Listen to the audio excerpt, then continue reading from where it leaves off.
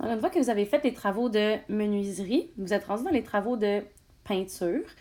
Pour les travaux de peinture, dans le fond, nous, ce qu'on cherche, c'est le coût. Mais quand on regarde ici dans le graphique, pour savoir le prix chargé, on a besoin du nombre d'heures travaillées. Donc, pour avoir le nombre d'heures travaillées, c'est là, dans le fond, que ça se passe. Juste remonter. Ici, donc ici, vous allez pouvoir trouver là-dedans, ce paragraphe-là, le nombre d'heures, puis ensuite l'utiliser dans le graphique plus tard. Donc, je vais dézoomer ça un petit peu. Ouais, comme ça ici. Alors, ici, il y a 3 murs à peinturer. Donc, nous, ce qu'on cherche, dans le fond, c'est le temps pour les 3 murs. Puis le temps, on va vouloir qu'il soit en heures, donc pas en minutes. Ça se peut que ce soit ça votre erreur. Si vous l'avez laissé en minutes, le temps, il doit être en heures. Pourquoi? Ben, c'est tout simplement parce que, comme vous voyez ici, le temps, il faut qu'il soit en heures. Dans le graphique, c'est en heures. Fait qu'il faut qu'on ait un temps qui soit en heures.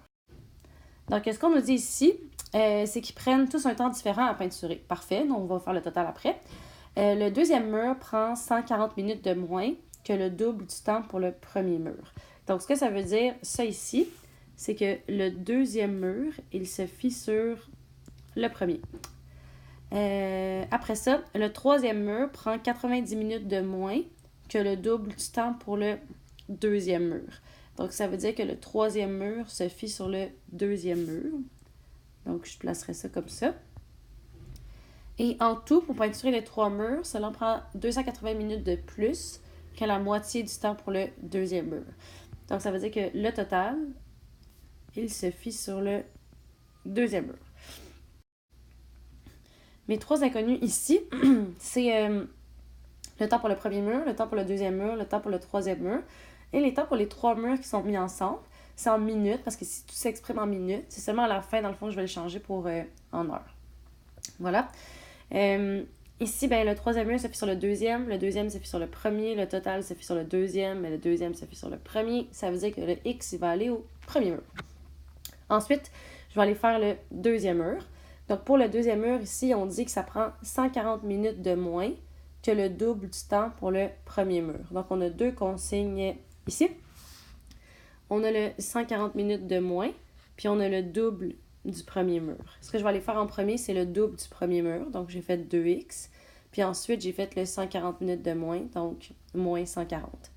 Une fois que j'ai fait le deuxième mur, je pourrais aller faire le troisième ou le total. C'est comme je veux, ça ne change absolument rien. Je vais aller faire le troisième mur parce que c'est ça qui vient après. Donc, pour le troisième mur, je vais prendre une autre couleur. Ouais, on dit que ça prend 90 minutes de moins que le double du temps pour le deuxième mur.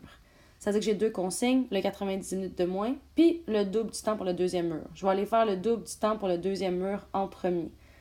Donc ici, je vais aller faire le double du deuxième mur. Donc je prends le deuxième mur, qui est 2x moins 140, et je fais le double.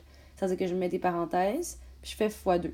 Puis ensuite, ils veulent que je fasse 90 minutes de moins, ben je fais moins 90.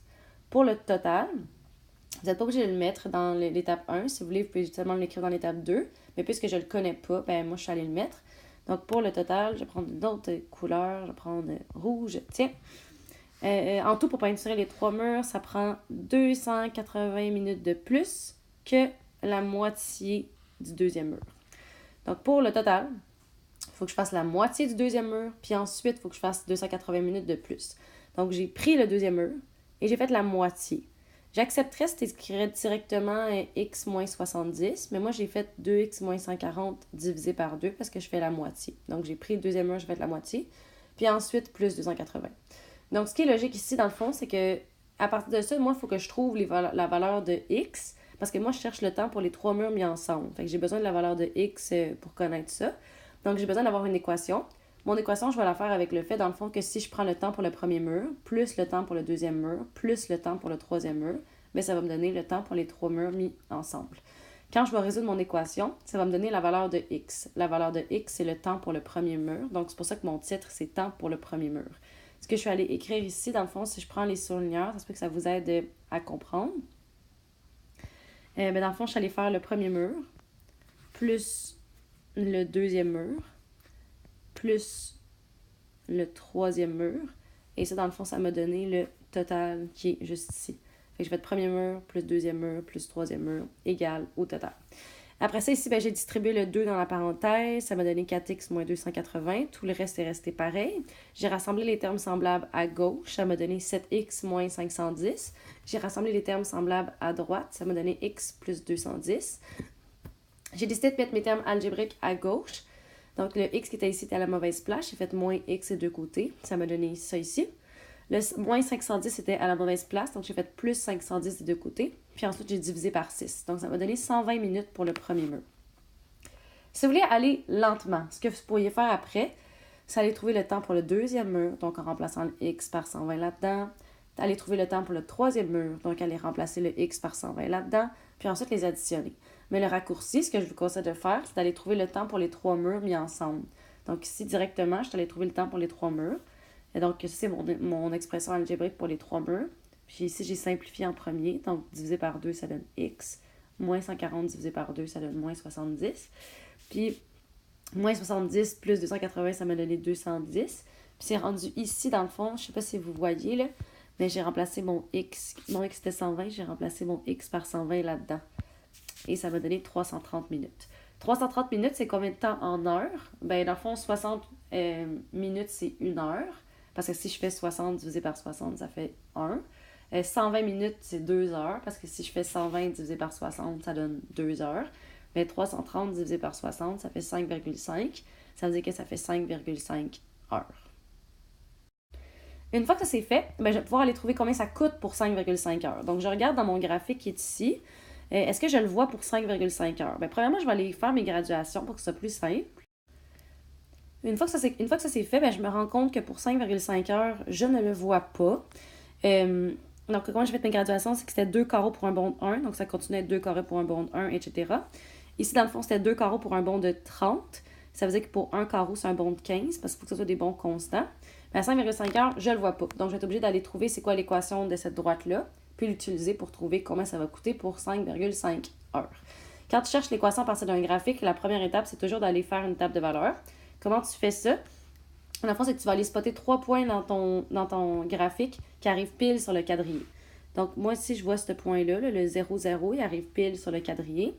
Je te déconseille fortement d'aller regarder ici à 0,5, ça arrive pas pile. À 1, ça arrive pas pile. 1,5, ça arrive pas pile. Hop, 2, par contre, ça arrive pile.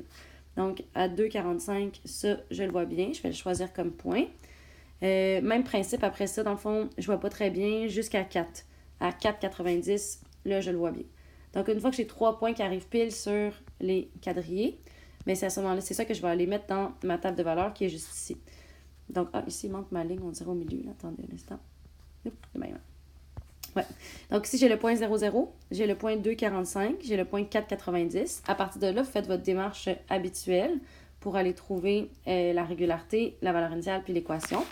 Donc là, ici, ce que ça veut dire, dans le fond, c'est que quand je travaille pendant 2 heures, je me fais 45 $, pas moi, là, mais le peintre. Quand tu travailles 2 heures, ça fait 45 $. Donc, combien il se fait de l'heure, ce merveilleux bonhomme-là? Vous avez la démarche ici. Il se fait 22,50 de l'heure. La valeur initiale, il n'y en a pas. Donc, on voit ici dans la table de valeur que la valeur initiale, c'est 0. Ou sinon, on voit aussi dans le graphique que le point qui est sur mon axe des Y, il est à 0. Ça veut dire que le peintre, il charge 22,50 $, mais pas de frais de déplacement, rien d'autre. Donc, mon équation, elle est juste ici. Y est égal à 22,50x, parce que mon coût, c'est égal à 22,50 fois mon nombre d'heures. Moi, tantôt, j'ai trouvé que ça coûtait 5,5 heures, tantôt, là, en haut. Donc, je remplace le x par 5,5 heures, parce que le nombre d'heures travaillées, c'est x. Donc, je remplace ça ici. Et ça me donne 123,75.